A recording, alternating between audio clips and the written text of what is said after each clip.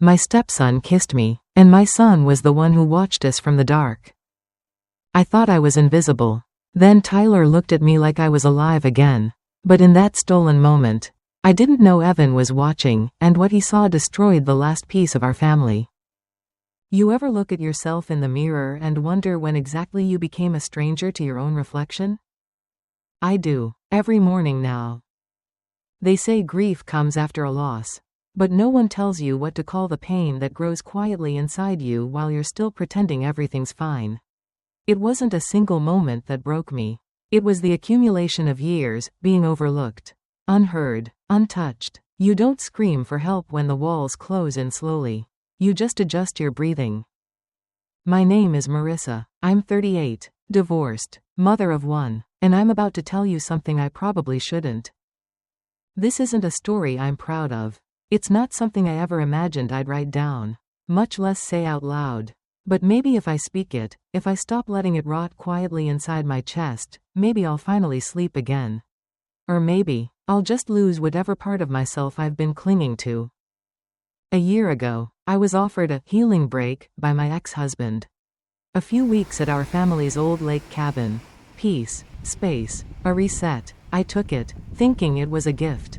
A rare kindness. I brought my teenage son, Evan, with me. We were supposed to fish, cook simple meals, detox from the city and our broken routines.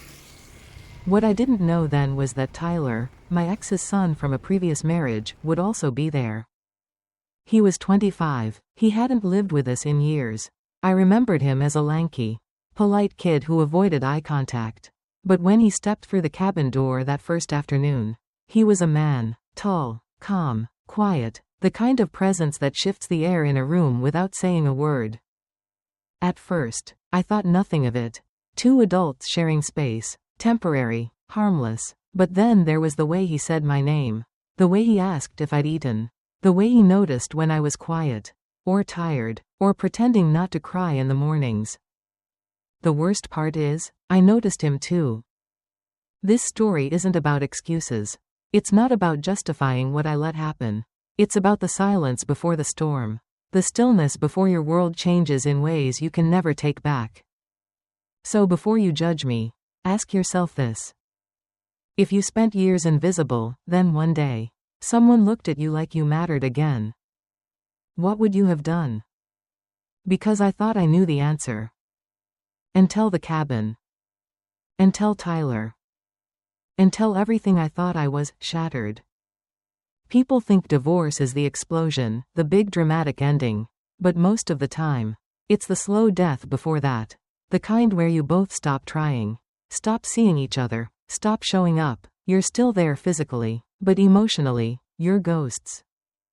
My marriage didn't end because of screaming or betrayal. It ended in silence. In cold dinners and one-word replies.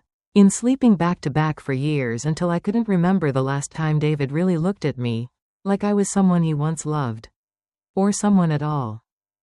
I stayed too long, like so many women do. For Evan, for the house, for the sake of pretending. And when it finally ended, it wasn't even a fight. Just paperwork and property. He kept the house in the city.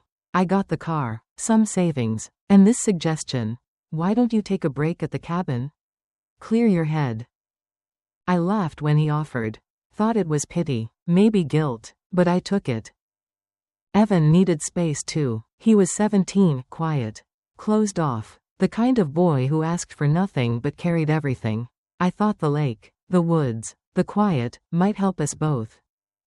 But what I didn't count on was the stillness exposing everything I'd been avoiding. When you're alone long enough, the silence starts talking back. It whispers truths you've buried, feelings you've ignored, and the worst one was this. I wasn't just lonely. I was starving for touch, for care, for the smallest proof that I still existed to someone. Tyler didn't arrive until the third day. I didn't even know he'd be coming. But the moment I saw him again, something shifted, not outside, but inside me. And once that shift began, I couldn't unfeel it. Tyler arrived late in the afternoon on day 3. Evan had gone into town with the neighbor's son. So I was alone when I heard the truck pull up. I opened the cabin door. expecting a delivery. What I got instead was him. It took me a second to recognize him. He'd grown. His shoulders were broader, jaw sharper. The awkward teenager I remembered was gone. In his place stood a man, calm, quiet, with that same thoughtful gaze that always seemed a little too mature for his age. "Hey," he said, just that, simple, warm. I stood frozen for a beat longer than I should have. "Tyler?" He smiled. Didn't know I'd be crashing the retreat. Huh? I laughed, nervously. Too quickly. Not at all. It's good to see you. And it was. More than I expected. That night, over pasta and leftover garlic bread, we caught up. He'd just taken a break from grad school. Needed a breather. Apparently. David told him the cabin was free. Said it might do him some good. Said nothing about me being here. Figures. He was easy to talk to. Thoughtful, not overbearing. When he asked about Evan, his questions didn't feel polite, they felt genuine. When I told him about the divorce, he didn't flinch or rush to change the subject. He just listened.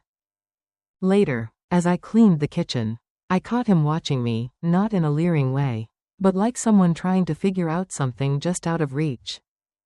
"You always made this place feel like home," he said softly, drying a plate beside me. It shouldn't have meant anything. But it did. That night, after everyone had gone to bed, I sat on the porch with a glass of wine, staring out at the dark lake. I told myself I was being ridiculous, that I was just touched someone noticed me, that I'd imagined the way his eyes lingered when I talked, the way he leaned in slightly when I spoke, the way his hand brushed mine when I passed the breadbasket. But here's the thing, when you've been invisible long enough, the smallest bit of warmth feels like sunlight. And Tyler, he didn't just see me. He looked at me like I still mattered. That's where it started, not with a touch, not with a kiss, but with a moment. A moment I couldn't stop replaying once it happened. And deep down, I think he felt it too. The thing about tension is, you don't always notice it building. Not at first. It creeps in quietly, woven between casual glances and harmless gestures, until suddenly, it's everywhere, in the space between footsteps, in the silence that lingers a little too long. Tyler stayed longer than planned. A few days turned into a week. He helped around the cabin, fixed the back deck, replaced a leaky pipe. Evan didn't seem to mind. If anything, he looked up to Tyler. They played cards at night, shared jokes I only half understood. But beneath all that normalcy, something was shifting. It was a Tuesday afternoon. Rain had rolled in, soft and steady, wrapping the cabin in gray. Evan had fallen asleep on the couch with his headphones in. I was curled up in the reading chair, flipping through a magazine I wasn't reading. Tyler was sitting on the rug, sorting through old photo albums. "Is this you?" he asked, holding up a picture, me at 25, barefoot on the cabin dock, sun-kissed and laughing. I leaned forward. God, I haven't seen that in years. "You look different," he said. "How so?" He paused, not in a bad way, just quieter now. I didn't answer. Instead, I reached for the album. Our fingers brushed, lightly, briefly, but neither of us moved away. It was nothing, and it was everything. The air thickened. The room suddenly felt too still. My heart picked up, pulse in my ears. I told myself to stand, to leave, to break the moment before it solidified. But I didn't. I stayed. And just then, from outside, the faintest sound, a soft crunch on wet leaves, like someone stepping away from the window. I turned my head, nothing but trees. Tyler didn't notice. He was still staring at the photo, still too close. I stood up abruptly, muttering something about needing tea. My hands trembled as I filled the kettle. Nothing had happened. And yet, everything inside me had shifted again. I couldn't explain it, couldn't name it. But that touch? That silence? It was the beginning of the end. I told myself it was a one-time moment, a flicker, a breath, A wave of loneliness I had no intention of drowning in. But once you've let a spark live in your chest, it doesn't go out quietly. The next few days passed in a blur. I busied myself with chores, cooking elaborate meals no one asked for, folding laundry that didn't need folding, avoiding Tyler without seeming like I was. But tension doesn't care about intentions. It waits, it grows, and one night, it caught up with me. Evan had gone into town with the neighbor's son again, an impromptu overnight stay. He said, I didn't ask questions, I just nodded, told him to be safe, and watched his taillights vanish down the gravel road. The cabin was too quiet. I poured a glass of red wine, turned on the fireplace. Tyler was outside, stacking firewood. I told myself I wouldn't invite conversation. I wouldn't sit too close. I wouldn't open the door again. But the thing is, I never really closed it. He came in just after 9, hair damp from mist, cheeks flushed from the cold. He glanced at the wine in my hand. Drinking alone? He asked. Smile soft, teasing. I shrugged. Habit. He hesitated, then went to the kitchen, poured himself a glass, sat on the other end of the couch. We talked about movies, about memories from this place, about how much had changed and how little had. It felt normal. Until it didn't. He looked at me differently that night. Not hungry, not reckless, just present, fully, achingly present. I should have moved. I should have put distance between us. Instead, I reached forward to refill my glass. And our hands touched. His fingers didn't flinch. Mine didn't either. For one suspended second, we stayed like that, skin to skin, heartbeat to heartbeat. The warmth between our palms felt louder than the fireplace. Neither of us looked away. Then he leaned in. Slow, certain, a breath, a question, a promise, all in the tilt of his head. I didn't stop him. Our lips met, quietly at first, like a whisper too afraid to speak aloud. But when I didn't pull back, something inside me unraveled. His hand found the side of my face. Mine slid into his hair. It was fire. It was wrong. And it was everything I hadn't let myself feel in years. We kissed like the world had paused just for us. Like time owed us this moment of madness. Then. A sound. A creak. Floorboards near the hallway. My heart stopped. Tyler pulled back. I froze, eyes darting toward the dark corridor. Nothing. Silence. But the spell was broken. I should go, he whispered, already standing. I nodded, chest heaving. Yeah. He grabbed his coat, eyes lingering on mine one last time. I didn't say goodbye. I couldn't. When the door clicked shut behind him, I stood in the middle of the room, wine glass trembling in my hand, lips still tingling from his kiss. What had I just done? Not in theory. Not in fantasy. In reality. I crossed the line. The one I swore I'd never even approach. And here's the thing, they never tell you how quiet it is after. How loud your heartbeat becomes when guilt sets in. How fast the silence grows, suffocating and sharp, reminding you over and over. There's no unkissing someone. And there's definitely no unfeeling it. The next morning, I woke before the sun. The fire had long since gone out, but the room still held its warmth, his warmth. I stood in the kitchen barefoot, holding my coffee mug with both hands like it might anchor me. Like it might make me feel normal again. But nothing felt normal. Not the way I kept glancing at the door, wondering if Tyler would come back. Not the way my skin still tingled in places he hadn't even touched. Not the way I kept hearing that soft creak in the hallway. Over and over in my head. Evan came home just after noon. He didn't say much, just dropped his bag by the stairs. Nodded when I asked if he was hungry, then disappeared into his room. I made grilled cheese anyway, like I always did after his trips. I set his plate on the table, Called his name. Waited. He didn't come down. Later, I found the sandwich untouched. The plate cold. The door to his room was closed. The lights off. I knocked once. No answer. I told myself he was just tired. I told myself he didn't know. But then I saw it, his phone. Left on the hallway table. The screen still lit up. A paused video half visible before it locked. A video of me.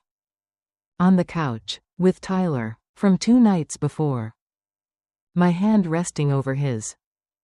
My laugh. Soft. Nervous. That look. My blood ran cold. Someone had been filming us. And somehow, Evan had seen it. I didn't sleep that night. Every time the house creaked, I thought it was him coming down to confront me. But he never did. He stayed upstairs, silent. The next day, my ex-husband showed up. Unannounced. He stepped into the cabin like he owned the air. Nice place to come undone. Huh? He said, looking around. I stood frozen. What are you doing here? He smiled. I got a call. From Olivia. Olivia, my former best friend. The one who knew the cabin. Who'd visited once before. The one who'd always had a soft spot for David, and a sharp eye for weakness. She sent me the footage. He continued, voice casual, like he was discussing the weather. Didn't realize you and my son were getting so close. My stomach dropped. You set this up, I whispered. He tilted his head. No, Marissa, you did. He didn't yell, didn't threaten, just leaned in close and said, but don't worry, I won't go public. Not if you agree to what's coming next. And just like that, I understood. This wasn't just about guilt anymore. It was about control, punishment, and leverage. And suddenly, the kiss wasn't the worst thing I'd done. The worst thing was thinking it wouldn't cost me everything. I've heard people say guilt fades.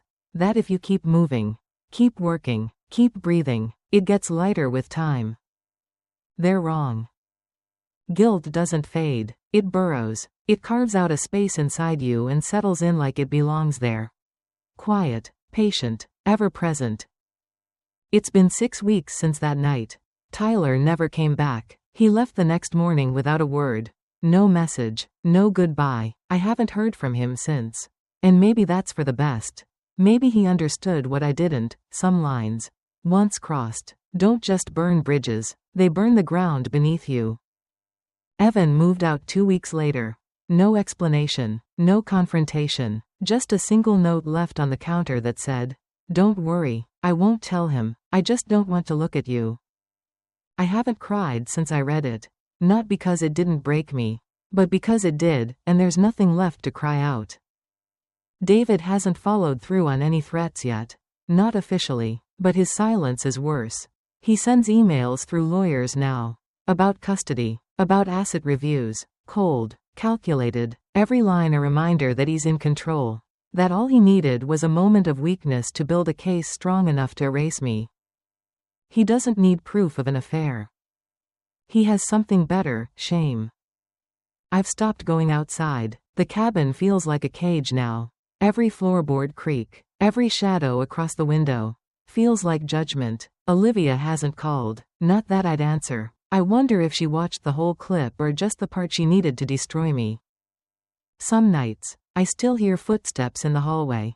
I still imagine Evan standing in the doorway, waiting for an apology I can't give because even if I said I was sorry, it wouldn't undo the look in his eyes. That's the part that haunts me most, not the kiss. Not the silence after. Not even the consequences. It's the way my son looked at me like I was a stranger. Today I stood in front of the mirror for a long time. Not fixing my hair, not checking my face, just looking, trying to see the version of myself that used to feel solid. Familiar. But all I saw was someone hollowed out by choices she can't take back. I don't know who I am anymore. I just know who I used to be. If you've made it this far, maybe you're judging me, maybe you should. But if you've ever been invisible, if you've ever been so starved for affection you mistook attention for love, then maybe, just maybe, you understand. I wanted to feel alive again. And I did. But it came at a cost I wasn't ready to pay. Now I live in the aftermath. And every time I look in the mirror, I see the woman who crossed a line and lost everything she thought she was saving. You might think this was just a story, a cautionary tale about boundaries, desire, and consequences. But if you've ever been married, if you've ever been a parent, or if you've ever felt yourself slowly fading in the silence of someone else's absence, you know this wasn't just about a kiss, or even a betrayal. It was about a woman who had nothing left to hold onto except a feeling. Because here's what no one tells you about emotional starvation: it doesn't always look like crying in the shower or screaming into pillows. Sometimes, it looks like smiling at dinner, folding laundry, doing everything you're supposed to do, until one day, someone sees you, really sees you. And that moment, it feels like being handed water after years of thirst. But attention isn't love, and validation isn't healing. It's easy to judge someone for crossing a line, until you realize how thin and invisible that line becomes when you feel unseen, unheard, untouched for too long. So what can we take from this? Look around your life. Who feels invisible in your world right now? Your partner? Your child? Yourself? Say something, do something, before silence builds a wall so high it becomes easier to reach for something dangerous than to reach across the table. Because most people don't fall all at once. They drift. They ache quietly. And eventually, they reach, blindly, for whatever makes them feel like they still matter. If this story made you uncomfortable, good, it should. Not because of what happened between Marissa and Tyler, but because of how many people are living just like her. Afraid to say they're lonely. Afraid to admit they want more. Afraid to break the illusion of doing fine. You don't have to be that silent version of yourself anymore. See people, let yourself be seen. Before the fire comes. And before it costs more than you ever expected to pay. I thought I was doing okay. I thought I could carry it.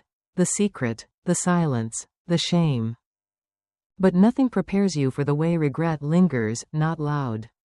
Not dramatic, but quiet and cold. Like a draft you can't find the source of. You just feel it, all the time. I keep thinking about Evan. The way he looked at me that last morning. Not with anger, not even hate, just vacancy. Like something had died between us that neither of us could name. And maybe that's worse than rage. At least rage means they still feel something. But Evan? He just walked out. And that's when it hit me. I didn't just lose his trust. I lost his image of me. The mother who was steady, safe, familiar. Now, I'm just the woman who broke something sacred. Not with a scream, not with a slap, but with a whisper, a look, a kiss. And that kind of betrayal? It doesn't make noise. It echoes. It echoes in the space between footsteps on the stairs. In the way the silverware clinks when no one's talking. In the mirror, when your reflection flinches before you do. People will ask, was it worth it? And I can't answer that. Because the part of me that felt alive with Tyler, that brief, stolen feeling, it didn't vanish. It still flickers sometimes, and that makes everything worse. Because I know I wanted it. I chose it. And in choosing it, I lit a match to everything I was supposed to protect. So no, I don't need punishment. I don't need judgment. I live with it already. In the empty chair across the table. In the unanswered texts. In the weight of a son's silence. That's the thing about crossing a line. You don't always fall. Sometimes, you keep walking. And only when you turn around. Do you realize no one followed? Some choices don't come with consequences right away. They don't explode. They don't announce themselves. They just unfold. Slowly, quietly, like the sun setting on a version of yourself you'll never get back. That's what happened to me. I didn't fall in love. I didn't even fall into temptation, not in the way people think. I fell into a moment. A feeling. The sense of being seen after years of invisibility. And maybe that's not an excuse. Maybe it's just the truth. Because what happened at that cabin didn't start with desire. It started with absence. Absence of affection. Of being touched. Of being asked how I was doing, and actually being expected to answer. I didn't want Tyler, not at first. I just wanted to feel like I still mattered, like I was still here. But that want came with a price I didn't calculate. It cost me my son's trust. My own reflection. The small voice in me that used to say, "You're better than this." And now? Now there's only the echo of what I almost had, and the weight of what I've lost. So here's where I leave it with you. Not with closure. Not with redemption. But with a question. What would you have done? If you had spent years being invisible? If no one noticed when you got dressed up? If your voice had been reduced to grocery lists and small talk? If suddenly, someone looked at you like you were still worth something? Would you have walked away? Or would you have done what I did? Don't answer too quickly. Because the truth is, most people think they know what they would do. Until they're standing in the quiet. With nothing but the sound of their own heartbeat. And someone else's eyes looking at them like they're the center of the universe. That's when the lines blur. That's when you find out who you really are. So tell me. Have you ever crossed a line you didn't see coming? Have you ever wanted something you knew you shouldn't? Drop it in the comments. Not because you owe anyone an explanation. But because sometimes the only way to live with the truth is to say it out loud. And if this story made you feel something, if it made you uncomfortable, if it made you reflect, then maybe it did its job. Subscribe for more real stories. Real heartbreak. Real consequences. Because here, we don't just tell stories. We tell the truth people are afraid to say out loud.